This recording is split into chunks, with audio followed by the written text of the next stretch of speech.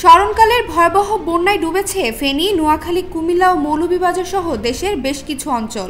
জাতীয় সংকটের এই সময় দায়িত্ব পালন কারো অবহেলা তাদের বিরুদ্ধে পদক্ষেপ নেওয়া হবে বলে হুঁশিয়ার করেছেন অন্তর্বর্তী সরকারের তথ্য উপদেষ্টা নাহিদ ইসলাম। এছাড়াও অনতিবিলম্বে সরকারি বেসরকারি সব বোর্ড দেশের বন্যা দুর্গত এলাকায় নিয়োজিত করার আহ্বান জানিয়েছেন তিনি।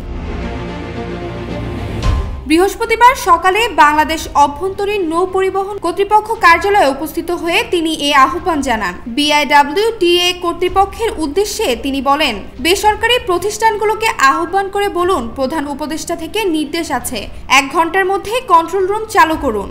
তিনি বলেন, কোনো প্রতিষ্ঠানকে যেন আর শিক্ষার্থীদের ঘেরাও না করা লাগে। জাতির ক্রান্তি লগ্নে নিজ নিজ অবস্থান থেকে কাজ শুরু করুন। সব বাহিনী উদ্ধার কার্যক্রমে অংশগ্রহণ করুন। আপনাদেরকে যেন আর নির্দেশনা দেওয়া না লাগে।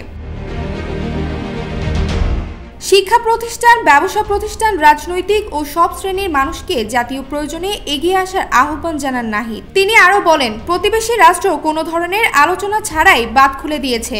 তারা বাংলাদেশের মানুষের বিরুদ্ধে অবস্থান নিয়েছে। আমরা এর নিন্দা ও প্রতিবাদ জানাই।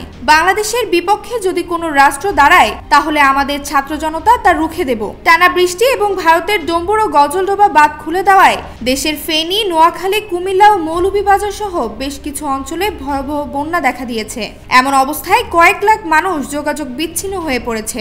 দেশের বিভিন্ন স্থান থেকে বন্যার্তরা নিজেদেরকে উদ্ধারের আকুতি জানিয়েছেন।